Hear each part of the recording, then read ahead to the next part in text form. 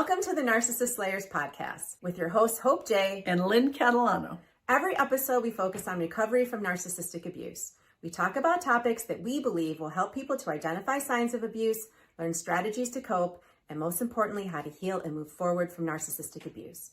We are both survivors of narcissistic abuse ourselves, lawyers, and one of us is an author. Well, thank you, Hope. My book, Wrecking Ball Relationships, How to Identify, Live With, or Leave the Narcissist in Your Life, is available in many places, including my website, lynncatalano.com.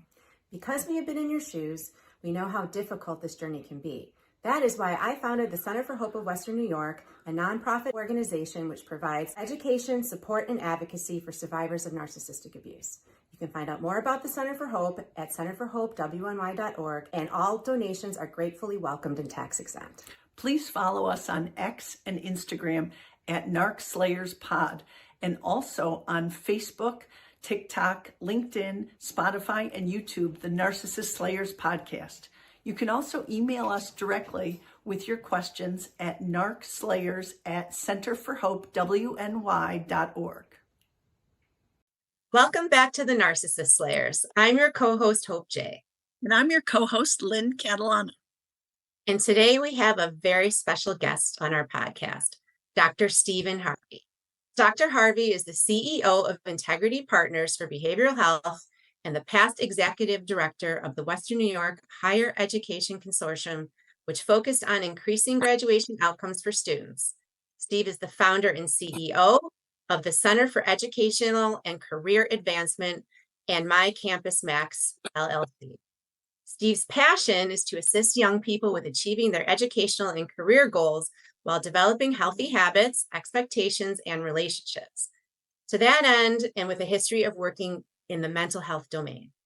Over the past 15 years, Steve has developed expertise in supporting nonprofits with achieving long-term sustainability, has raised over $27 million in grant support, has helped thousands of clients reach their goals, and is deeply committed to the vision and mission of the Center for Hope of Western New York. Lastly, Dr. Harvey is on our board. He's been an amazing contributor and supporter of the organization. So welcome, Steve. Thank you. I'm super excited to be here. So I appreciate this opportunity for sure. So interestingly, Steve joined the board because he himself is a survivor of narcissistic abuse. And Steve and I had some conversations early on, and he has been an amazing part of our organization. And we asked him to be a guest today because Lynn and I thought it would be really interesting to get the perspective of a male survivor of narcissistic abuse. So we don't care about gender. We work with every gender. It's that when we talk, we try to be very aware of not using certain pronouns or referring to people always, survivors, as female. But we do know that, most survivors of narcissistic abuse are female and most narcissists are male. So it tends to be skewed that way.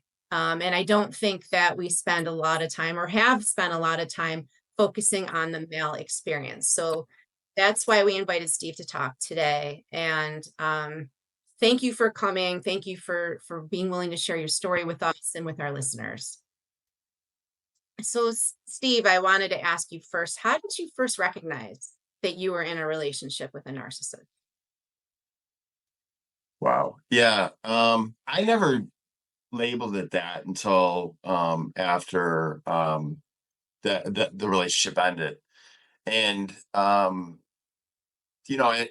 we've talked, it's a different experience for a man, and especially a man who is the breadwinner. It can certainly have emotionally, it takes a very big toll, like it would on a woman who's a victim of a narcissist. But I never feared for my physical safety. I never worried about if I would be able to survive financially. And I think those are some powerful differences. And not all men are the breadwinners either. It just, in my case, I was. And I think it was when I first learned about gaslighting that I was like, oh my God, that was my experience. And and just Was this while you were still in the relationship, or was this sometime after the relationship had ended? after, Oh, after, okay. yeah.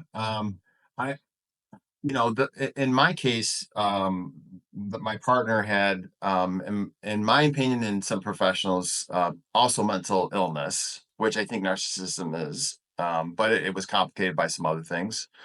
And in my opinion, had some, um, alcoholism and issues like that. Yeah, Um, comorbidity is common. I think Lynn just did a blog on that. Yeah. right. So, yeah, I mean, we tried to do couple counseling, and Mm. she left in 10 minutes, and I Yeah, stayed for a also year or very two. common. Yeah. Yeah, and I stayed for like a year or two, and what I actually was thinking it was codependence, Hmm. and having everything that I do based on how she would feel about it. And so that's the way I recognize it while I was in the marriage. But outside of that, it really became evident, particularly the more involved I got in the Center for Hope, that what I was dealing with was Narcissistic narcissism. abuse. Yeah. Yeah, Yeah. And codependence is a large part of the dynamic between the narcissist and the victim, or, because there is an element of codependency there, yeah. Steve. So Well, yeah, and then actually, I think that's where it started to unravel for our relationship, because as I began to recognize my codependence and start to shift, exactly. there was almost like a desperation that she was losing control, Right. and then the gaslighting got really bad, really bad, and you sit there and you think, wait, did I not tell her that? I mean, what, you know, Well, or sure. maybe it is me, Yeah. right? Well, You sure. know, And those are the same, I mean, you raised that, those are the same emotions and the same things that women go through, that we talk all the time about that, the blaming themselves. So, you coming forward and saying as a guy, you felt the same way. I think that's pretty powerful. Steve, when we were in this type of relationship, I'm speaking for Hope here, but I know that she felt similarly. We just want to make it work. So we're not really aware of the terminology and what it is. And I know that was some of what you just covered. But how did you cope? Like what did you do to protect yourself during this time? Like what yeah, strategies did you use? uh, everything. And when I mean everything, I mean I did everything. I was working 3 jobs. She refused to go to work. She was managing multiple relationships, and I'll say she denies everything, but um, she was managing multiple relationships throughout our marriage. So going to work would have interfered with that, and so I threw myself into work because we had to pay the bills, and there was only one income. So for the majority of my marriage, I worked 3 jobs, Mm. and then I threw myself into my kids, and you know you you're the man. You're supposed to support the kids and things like that. But I was raised by a nurturing father, and he was involved, and so I was involved too. But it got to the point where I was breadwinner and nurturer, and she just was kind of going along for the ride. And so I was too busy to realize how unhappy I was. And Hmm. that was on purpose, right? Yeah. You That go is in there. that is a coping strategy. Yeah, Yeah. that's exactly what I saw. It's hyper independence, but it's a coping strategy for sure. Yeah. So, I threw myself into virtually everything. I mean, by the time my last child was they went to a private school, K through 8, and the last one left, and I received the Volunteer of the Year award while I was working 3 jobs, and, I was getting tired, and I was becoming less codependent. The drinking was getting worse on her end, and it was unraveling for her. And that's where you can't busy yourself out of recognizing that. And I remember being in Florida and watching her on the phone, and the next day, over I was on the patio looking down 8 stories and watching her talk to someone on the phone. And then the next day I see the same thing, but I checked who she was talking to before, and it was her boyfriend. And I said, I can't keep doing this. And yet I still wouldn't leave unless I had a reason. And to me, the only reason would be is if she was cheating. So I felt like I had to catch her, Yeah. which I did. I think And a lot of so, people, Steve, that's yeah, also common, because all of the gaslighting, and they kind of talk you out of your reality. So even if you're confronting them and you feel that they're being unfaithful, or just, they're lying to you, and people want proof. They want that proof, yeah, it's something that a lot of people struggle with. I always tell people, you don't need it. Listen to your gut. yeah, Because your gut is screaming and telling you that this is toxic, this is unhealthy. You yeah, don't need proof. You don't need to know that, because your gut is telling you. But it's interesting because it's a common reaction. You mentioned earlier, like as a guy, there's certain expectations, right? There's certain societal expectations, and particularly when it comes to abuse.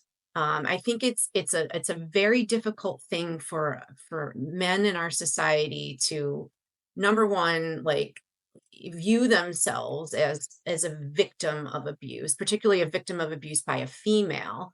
And I think that the supports that are out there, whether it be, friends, family, counselors, even like organizations that support victims of abuse, tend to really be female skewed. It's very difficult to find an organization that is gender inclusive, like the Center for Hope. mhm, So when, you started to have these realizations and start to realize that you had been a victim of narcissistic abuse, how do you think it was different for you as a man, to realize this, and how did that impact you, coming from the male perspective?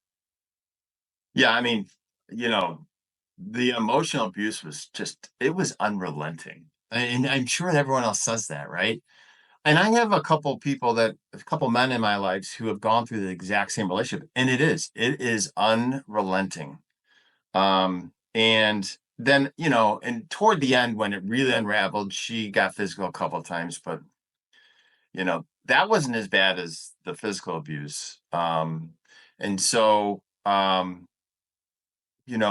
you're saying, how did I Well, kind of I move think through that? what I'm trying to ask you is, like, did it take you like a while to say to yourself, I'm a guy, and I'm also a victim of abuse. Number Yeah, And then number two, were you able to find the support, or were you, I think guys oftentimes feel like they need to, like, yeah, cope with everything on their own, that they can't reach out to other people for support. How did you get to a place where you were able to talk about this, yeah. and then You reach out for support? Yeah, it's interesting because it's not just the individual, it's the social network where, I think men are becoming more communicative. Mm. But I also think that um it's not easy for another man to reach out and provide support to a man they see as a victim. And so the really honestly, the majority of support, other than I have a twin brother who was phenomenal, but even then, they I pushed back a lot and they got sick of me pushing back. Right. So when I was starting to break free, it really was women in my life that helped me do that.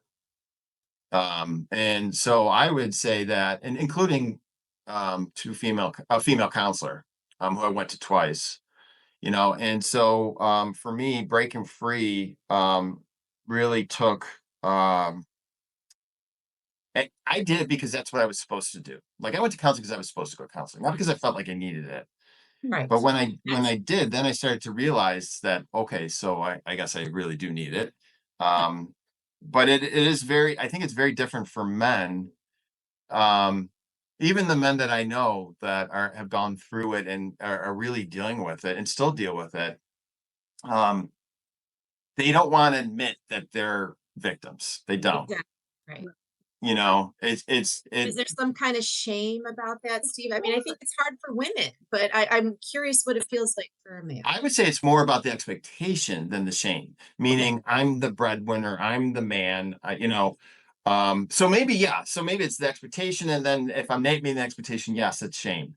And shame has such a powerful impact on the way we operate in our lives. Here But does. for men, no man wants to be a victim, and as sexist as this sounds, especially to a woman. Right. Wow. No, Yeah. yeah, I that's why. will tell you that I have had more male clients than female. And I think that's why I believe, in my humble opinion, that the statistics are skewed because, according to every search you do on people who suffer from narcissistic personality disorder, it says that men represent 80% of the people who suffer from NPD, not who are the victims. And I think that is very skewed because I don't think that men come forward. I So, agree. I mean, historically, if you look at just physical health and sure. mental health, Right. not just specifically narcissism, men don't come forward. They don't go to the doctors. They don't want to. So, yeah, I mean, there's a huge resistance for men to seek out help because they're not supposed to. Right. So Steve, as a follow-up to that, because I think this is, such an important topic. What advice would you give to other men who might, I mean, I think our audience is predominantly female, but there Yeah. may be some men listening. What advice would you give to other men in your situation? One, I would find a trusted friend, male or female, and I would start talking to them. And two, I would get counseling. I think counseling is really powerful if done correctly, because it allows you to kind of talk through, and as you do that, you gain a much more rich understanding. I think sometimes friends will insert, because they're not trained counselors, they insert their opinion and they get angry because they're your friend. And that doesn't necessarily help you think clearly. I think counseling is really powerful. I think talking to other men who've gone through it is also equally powerful. Um, but I do think society's changing. I don't know if you guys know this, but my doctorate, my research was on masculinity studies. So I have some expertise on men and what makes them tick and stuff, and then I've watched society change, and more men are comfortable talking about things. So I would say take that comfort and run with it. Find a friend who can understand and be a good listener. And I would absolutely say counseling or groups would be really, really valuable. Because from what I'm seeing, the numbers can't be right. They just can't be. And it's sad because that just means that there's a lot of people out there that have this chaos in their mind that are narcissists, that are a lot of times that way because horrible things that happened to them in their childhood, right? And that's sad. And it was a lot easier. It's interesting because it was a lot easier for me, I think, than a lot of people to forgive my narcissist because that's a gift to me, right? Yes. Um, yeah, and we have kids together, you Right. know. Right. But so I mean, for men, I would say you have to work through that. Same thing, and it's the same thing for women.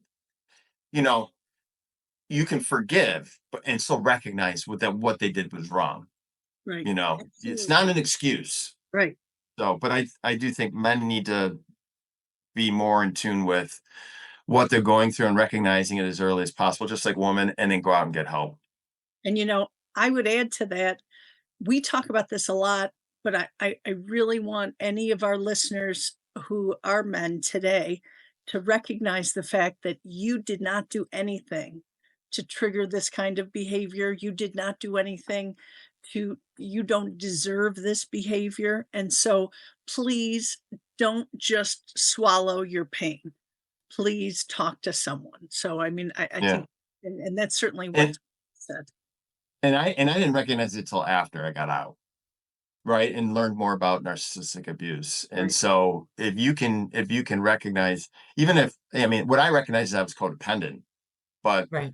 if you can recognize that there's something's not right here, like the gaslighting, I think is the thing that is to me stands out the most. And recognizing through my entire relationship, I was gaslighted, even beforehand. Yeah. Well, and Yeah. you talked about a lot of very, very typical, unfortunately, comorbidities with narcissistic personality disorder. You talked about cheating. You talked Mhm. about addiction. And those things go hand in hand, unfortunately, with this type of personality disorder. Yeah. Yeah. Um, I think that I just wanted to ask you a question that I'm not even sure if you've kind of covered this a little bit, but how do you retell your story when someone asks you what happened? And I ask you that because there is so much guilt and shame and obligation Mhm. rolled up into this type of relationship, and it's hard. And you had children together, um, but it was an abusive relationship. So I hope that you can share that with other people. But I'm just curious, Yeah. your what's your narrative? Well, so I'm cognizant of the fact that she's my kid's mom.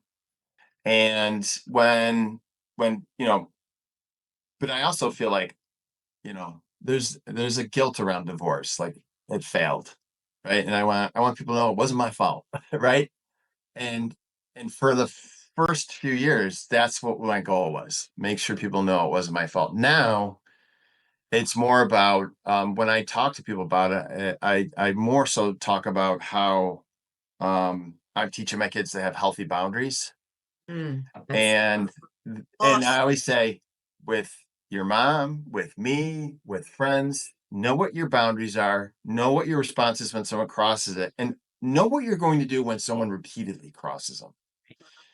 And so to me, you know, I got over the fact that there's no reason to be feel guilt because you left an abusive relationship. And no one needs I don't and if someone wants to judge me, let them judge me, right? Mm. Um, but what's important to me is that I'm always there for my kids, that um, I don't attack their mom because that doesn't help anyone, but I do help them understand, you know, there are healthy relationships out there, and that when we just had a recent challenge, and my ex got really irate, yelling at everyone. It was, something got stolen. No one's fault. Unfortunately, there was a lot of dance equipment in a bag, and so it was like several, $600, $700 worth of equipment that had to be replaced in a day, and which I took care of. But she had to make sure everyone got yelled at and that everyone knew whose fault it was, which was mine. And I was like, whatever. Wow. And I could do that now, but even immediately after or a couple years after, I couldn't do that. So now it's like I take those opportunities to say that this is where you need to draw your healthy boundary. If someone's doing this, say I'm not going to talk to you right now. If you're going to talk to me like this, I'm not going to talk to you right now. And I do the same thing. So I guess long story short is when I talk about my relationship, I talk about healthy boundaries and less about what happened. Awesome.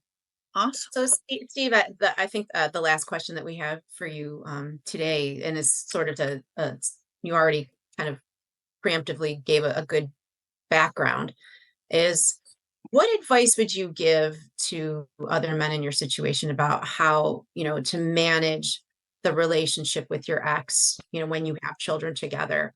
At this, you mentioned things have changed, they've evolved, you've gotten stronger, you've learned Yeah. create healthy boundaries. Is there any other advice that you would give to people in your situation, to men in your situation, how to deal with their Yeah. ex?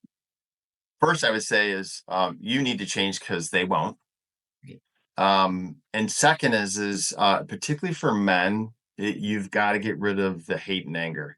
Mm-hmm. It it will just I mean it will destroy anyone, but for men, it really will destroy them. And the sooner you get rid of that, the quicker you will recover. And that's where I talked about the 1 or 2 years after my divorce. I had a ton of hate. It was every free moment I had hate going on in my head. And it wasn't until I came to terms with that and forgave her that I got rid of the hate. And more clearly, like this past incident with the bag that got stolen, I was able to think way more clearly and things like that. So if my advice to anyone, but particularly for men, is you do yourself a favor and forgive. You don't have to forget, and you don't have to excuse. And then understand what those healthy boundaries are too, because as men, we're not raised as nurturers, which means we're not as in tune with our emotions as women are, and that's not stereotypical. There's tons of research around that, right? And so for a man, understand what triggers you, start to deal with it, and get rid of the hate, and then it'll be a lot easier to deal with that person for the rest of your life. And if you have kids with them, you will be. That's right. So That's Great right. advice. Great advice. Steve, thank you so much for sharing both your personal story and your professional expertise, which dovetails very nicely on this issue. I think that this is going to be really helpful information for men and women, for everyone to hear. So thank you so much for being our guest today. thank you so much for having me. You guys are awesome. I love what you do, and keep doing it, because I know you're helping a ton of people. Thank you. Thank you.